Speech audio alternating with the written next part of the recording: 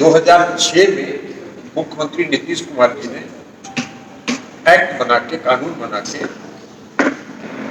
अति पिछड़ा वर्ग के लोगों को, महिलाओं को,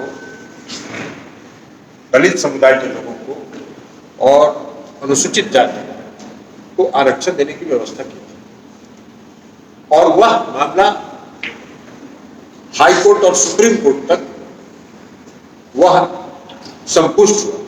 हाई कोर्ट और सुप्रीम कोर्ट दोनों ने उस मामले को संपुष्ट किया कि जो बिहार ने आरक्षण की व्यवस्था की है वो सही है।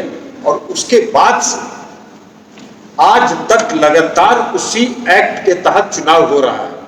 और इस बार भी जो चुनाव हो रहा था उसी एक्ट के तहत हो रहा है। कोई नई बात है ही नहीं बिहार में, कोई परिस्थिति में कोई परिवर्तन नहीं हुआ है। लेकिन कुछ भारतीय जनता पार्टी के नेताओं का हमने बयान देखा कि सुप्रीम कोर्ट ने कहा था आयोग बना के, आयोग बनाइए, और इसलिए आयोग नहीं बनाने के कारण ये बात हुई। और बुद्धि कहीं बाजार में उधार मिलता है कि बिकता है कि उनको दे दिया जाए। अरे आयोग बनाने की बात सुप्रीम कोर्ट ने कही है महाराष्ट्र के मामले में, और महाराष्ट्र में जो चुनाव हो रहा था नागपुर का और वाशिम का, उस मामले में मामला सुप्रीम कोर्ट में गया। और सुप्रीम कोर्ट ने यह कहा कि चूंकि कई जिले ऐसे हैं महाराष्ट्र के जहां अनुसूचित जाति जनजाति की आबादी अधिक है, तो सुप्रीम कोर्ट ने कहा कि एक आयोग बनाइए और आयोग बना के एनालिसिस कीजिए, और उस एनालिसिस के आधार पर 50% के अंदर आरक्षण की व्यवस्था लागू की। यह भी बात आई सुप्रीम कोर्ट के सामने कि भाई बिना जातीय जनगणना के आंकड़ा उपलब्धि नहीं है, तो जब आंकड़ा ही उपलब्ध नहीं है तो एनालिसिस कैसे हो? ये महाराष्ट्र के मामले में हम बात होता। और तब भारत सरकार ने सुप्रीम कोर्ट में हलफनामा दायर किया और कहा कि हम जातीय जनगणना नहीं कराएंगे। और इसलिए हम लोग शुरू से यह मांग करते रहे हैं कि पूरे देश में जातीय जनगणना होनी चाहिए। भारत सरकार ने इसको अस्वीकार कर दिया, नहीं मान। और तब बिहार की सरकार ने यहां अपना निर्णय लेके जातीय गणना कराने का फैसला किया। इसलिए एनालिसिस करने की बात जो भारतीय जनता पार्टी के नेता कर रहे हैं और आयोग बनाने की बात कर रहे हैं, उससे बिहार के एक्ट का कोई लेना देना नहीं। बिहार का एक्ट तो 2006 और 2007 का है। 2006 में पंचायती राज व्यवस्था में आरक्षण दिया गया, 2007 में नगर निकाय में आरक्षण दिया, और तब से आज तक लगातार उसी पर चुनाव हो रहा है। तो इसलिए ये बात करना ये आरक्षण विरोधी एक्ट है, क्योंकि आयोग जैसे ही बिहार में आप बनाइएगा, चुनाव तो हो रहा है 2006 से 2007 से आज तक चुनाव हो रहा है। आप आयोग बनाने की बात करके आरक्षण को उलझाना चाहते हैं, आपकी नीयत है। आप आरक्षण, भारतीय जनता पार्टी आरक्षण विरोधी है। कुछ दिन पहले आप लोगों ने देखा था अनुसूचित जाति जनजाति के आरक्षण के खिलाफ आरएसएस के प्रमुख मोहन भागवत जी ने क्या कहा? मोहन भागवत जी ने कहा था कि आरक्षण समाप्त करना चाहिए। तो इसलिए आपकी मंशा आरक्षण में उलझाना है और आरक्षण को समाप्त कराना, इसलिए आप ये सब तिकड़म की बात कर रहे हैं। बिहार का कोई एक्ट, बिहार के जो आरक्षण का एक्ट है, अति पिछड़े वर्ग के आरक्षण का एक्ट, उसको महाराष्ट्र के मामले में जो सुप्रीम कोर्ट ने आदेश दिया आयोग बनाने का, उससे कोई लेना देना नहीं। बिहार का अपना एक्ट है, और इस एक्ट को सुप्रीम कोर्ट ने उस समय कह दिया कि हाँ सही है। सुप्रीम कोर्ट तक यह मामला गया और उसके आधार पर आज तक चुनाव हो रहा है। इसलिए आप ये कहना आपको उलझाना है। नीतीश कुमार जी का एक बात हम बता देना कि अति पिछड़े वर्ग के लोग, महिलाओं के आरक्षण, अनुसूचित जाति जनजाति के आरक्षण, इन सभी पर नीतीश कुमार जी की प्रतिबद्धता है, उनका कमिटमेंट है, और उस कमिटमेंट से वो पीछे हटने वाले व्यक्ति नहीं है। भारतीय जनता पार्टी आरक्षण विरोधी है, और आरक्षण विरोधी होने के कारण आज इन सारे चीजों को कह के वो आयोग की बात कर रहे हैं। हमने देखा है भारतीय जनता पार्टी के लोगों ने कहा कि सुप्रीम कोर्ट जाने के पहले बिहार विधानसभा का सत्र बुलाइए और आयोग का गठन करके करिए। अरे वाह भाई, हम सुप्रीम कोर्ट अगर राज्य सरकार नहीं जाएगी तो आयोग का गठन क्या करेगी? हमारा एक तो 2006 से 2007 आप आयोग का गठन करा के अति पिछड़े के आरक्षण को उलझाना चाहते, और इसलिए आपकी नियत, भारतीय जनता पार्टी की नियत साफ नहीं है।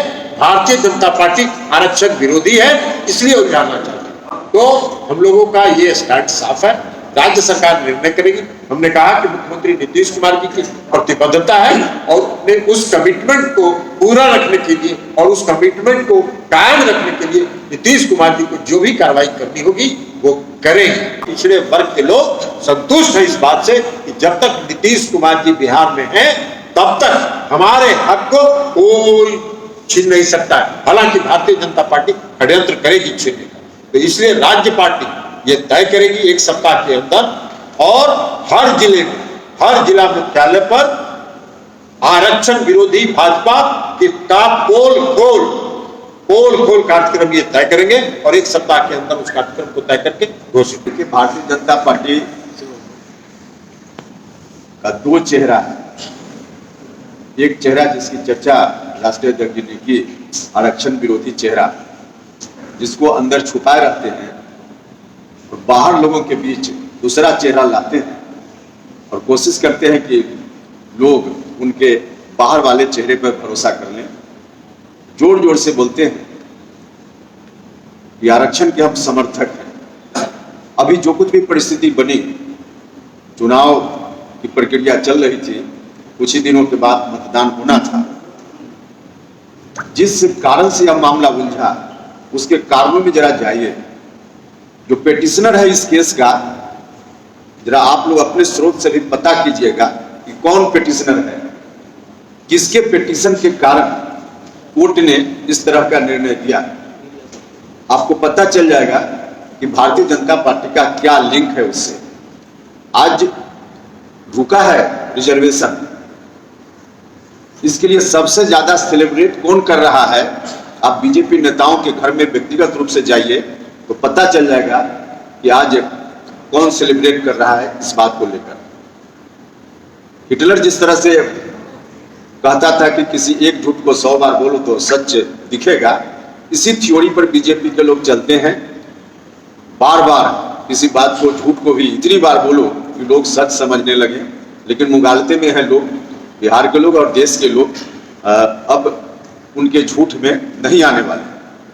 दूसरी चीज कि भारतीय जनता पार्टी का रवैया पुराना है, जिसकी चर्चा राष्ट्रीय अध्यक्ष जी कर रहे थे कि आरएसएस के नेता ने क्या कहा है रिजर्वेशन के बारे में। कुल मिलाजुलाकर उनकी कोशिश है, सिर्फ बिहार की यह अकेली घटना आरक्षण को रोकने की कोशिश नहीं है, बल्कि देश भर में ऐसी घटनाएं हो रही और इन तमाम घटनाओं के पीछे भारतीय जनता पार्टी खड़ी होती है और उनका प्रयास है कि धीरे धीरे उलझाते उलझाते जो 27% ओबीसी का आरक्षण केंद्र सरकार की नौकरियों में है उसको भी किसी तरह से हम उलझा दें और कोर्ट के माध्यम से उसकी समीक्षा का भी रास्ता निकाल दें। जो बीजेपी के लोग बार बार बोलते हैं कि समीक्षा होनी चाहिए, तो चाहते हैं कि 27% जो रिजर्वेशन है उसको भी समीक्षा के दायरे में डायरेक्ट बीजेपी या सरकार के माध्यम से लोग नहीं कर सकते हैं, क्योंकि जनता के बीच दूसरा चेहरा परोसना चाहते हैं। तो कोर्ट के माध्यम से इन चीजों को उलझाने की उनकी कोशिश है। आप इसकी मूल में जाइएगा, जड़ में जाइएगा कि जिस ट्रिपल टेस्ट की बात हो रही है, आयोग बनाने की बात हो रही है, उस बात की शुरुआत कैसे हुई? देखिए, उस बात की शुरुआत के पीछे 50% जिसकी चर्चा राष्ट्रीय अध्यक्ष ने की कि उसकी सीमा नहीं पार होनी चाहिए, उसमें तो स्पष्ट है कि 50% से नीचे है। लेकिन उसके अतिरिक्त ट्रिपल टेस्ट में कोर्ट ने जो कहा, जो आधार बना कोर्ट के इस तरह की बात को करने के लिए, वो आधार कहां से बना? एक बार नहीं, सुप्रीम कोर्ट से लेकर कई राज्यों के उच्च न्यायालयों ने अनेक बार कहा, अलग अलग मामलों को सुनते हुए, कि भारत की सरकार या संबंधित राज्य की सरकार उनको डाटा दे जात के बारे में, रिजर्वेशन जिनको दे रहे हैं उनके बारे में डाटा दीजिए। डाटा इनके पास नहीं है, नया फ्रेश डाटा नहीं है, फ्रेश डाटा जुटाना नहीं चाहते हैं और इसके पीछे भी इनकी मंशा साफ नहीं है, वरना डाटा लोग जुटाते। और फ्रेश डाटा नहीं होने के कारण ही कोर्ट के सामने यह गुंजाइश बनी कि कोर्ट ने चाहे महाराष्ट्र का मामला हो, मध्य प्रदेश का मामला हो और अभी यहाँ या दूसरे राज्यों में कोर्ट ने ट्रिपल टेस्ट में कहा कि पिछड़ेपन का आंकड़ा लाइए, इसलिए कोर्ट ने एक नई व्यवस्था दे दी। अगर इन लोगों ने आंकड़ा दे दिया होता, सेंसस 10 साल पर होता है हमारे यहाँ, उस सेंसस के साथ जात की गिनती भी कराते रहते तो कोई अलग से आंकड़ा जुटाने के लिए कोई कमीशन की जरूरत ही नहीं पड़ती। तो इन लोगों ने जो रवैया अपनाया है, उस रवैया के चलते कोर्ट में ऐसी स्थिति बनी है और इन लोगों की कोशिश वही है कि सारे मामलों को जो रिजर्वेशन से संबंधित है, अंततः 27% रिजर्वेशन को भी हम उलझा दें। तो यह इनकी कोशिश है। लेकिन ध्यान रखें भाजपा के लोग, बिहार में अभी जो चुनाव रुका है, बिल्कुल नीतीश कुमार जी का कमिटमेंट है, जब तक रिजर्वेशन ठीक से, फिर राज्य सरकार को कानूनी तरीके से जो भी कदम उठाना होगा राज्य सरकार उठाएगी, लेकिन बिना अति पिछड़ों के रिजर्वेशन या जिन वर्गों के लिए रिजर्वेशन बिहार की सरकार ने, नीतीश कुमार जी ने दिया है, उनके रिजर्वेशन के बिना कोई चुनाव नहीं होगा, रिजर्वेशन के साथ ही चुनाव होगा।